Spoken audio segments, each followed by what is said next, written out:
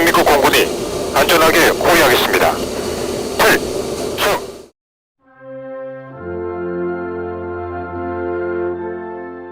안녕하세요. 밀리터리 미니어처 매니아 스림입니다. 제 채널의 특징은 초보 밀리터리 매니아와 밀리터리 미니어처를 다루는 게 주 주제예요.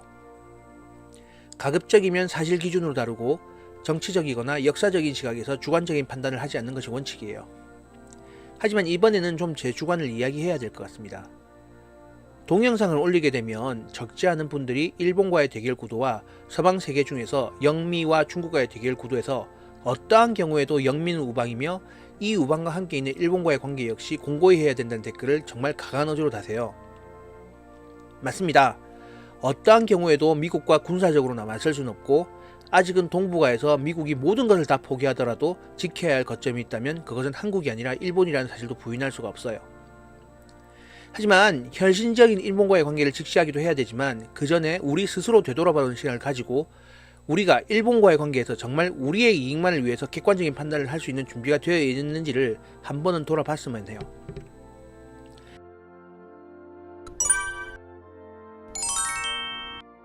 한국의 독립운동에 중요한 역할을 했던 독립운동가 홍범도 장군의 유해가 식민체제에서 벗어난 지 70년이 훨씬 넘은 이 시점에서야 돌아왔습니다. 1950년 한국전쟁이 발발하고 1990년대가 될 때까지 일본과의 관계를 제대로 정립하기 위해 과거를 정리하기 위한 노력보다 반공이라는 국시를 위해서 친일과 일제의 모든 잔재가 용서받고 있었던 것이 현실입니다. 지난 오랜 기간 일본이 잘못된 과거에 대한 반성이 없는 언행에 대해서 우리 스스로가 적극적으로 받아들이고 있었는지에 대해서 한 번쯤은 생각해 봐야 될 것 같아요. 일본이 얼토당토 않는 소리를 떠들어대면, 즉 한반도에 군사적 문제가 생기면 일본 자위대가 한반도에 상륙을 하네 어쩌네 할 때 적어도 그러지 마라. 우리랑 친하게 지내고 싶으면 그런 소리 하지 마라. 그리하면 우리도 논리적으로 이야기하마. 이런 이야기는 우리 스스로 해야 하지 않을까요? 하지만 우리 스스로가 그럴 의지가 있나요? 어쩌면 일본보다 더 일본의 이익을 생각하는 한국인들의 목소리에 합리적인 대한민국의 권리가 묻히고 있진 않나요? 우리의 독립이 우리의 힘으로 만들어진 독립이 아닌 것은 분명합니다. 물론 우리의 독립의지가 한국의 독립에 기여한 바가 없진 않겠지만 미국에 대한 일본의 전쟁의 패전으로 인한 독립임은 사실이죠. 과거만 바라보고 현실을 직시하지 못하는 것은 큰 문제입니다. 하지만 제가 여태까지 경험한 대한민국은 그렇게 멍청하진 않아요. 하지만 일본이 넘지 말아야 할 선을 넘었을 때 그러지 마라고 우리가 이야기하면서 군사적, 경제적인 협력대로 진행해 나가야 합니다. 지난주 홍범도 장군의 유해가 한국으로 돌아왔습니다.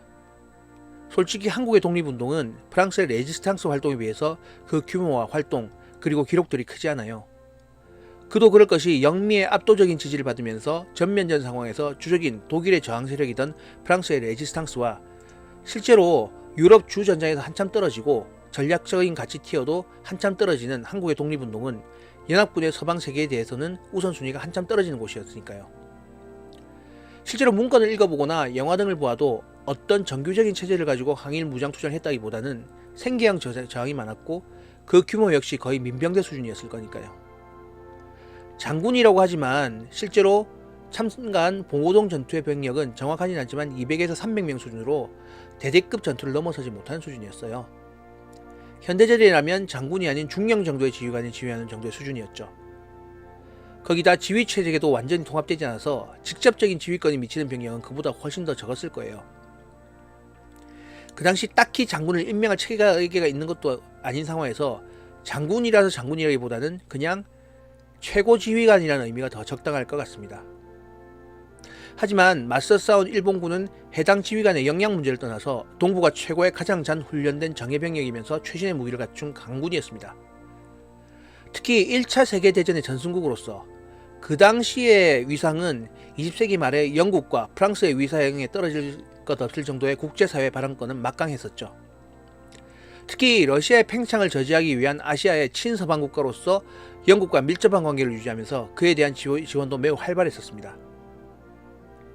현재로 따지면 일본군과 독립군의 전투는 아프가니스탄의 미군과 탈레반의 전투력 수준 차이라고 보아도 크게 과장은 아닐 것 같아요. 조국에 대한 애국심보다는 생계에서 시작된 독립군의 시작이 어떻건 떠나서 부족한 병력과 없다시피 한 지원에 기반한 조선 독립무장 세력이 말도 안 되는 일본에 대해 저항을 했고, 그 저항이 누군가의 강권이 아니라 스스로의 의지에서 시작됐다는 것은 그 의미가 큽니다. 그리고 우리 근현대에서 중요한 위치를 가진 인물, 해방된 조국에 묻히고 싶다는 항일투쟁의 대표적인 인물의 유해가 이제야 조국으로 돌아왔습니다.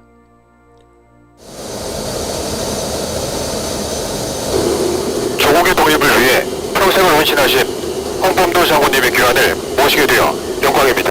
지금부터 대한민국 공군이 안전하게 호위하겠습니다.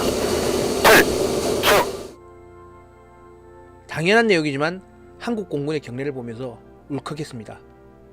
국제 정치의 역학 때문에 어쩔 수 없이 받아들여야 할 사항에 감정이 얽히고 실리를 무시하는 것은 바보예요.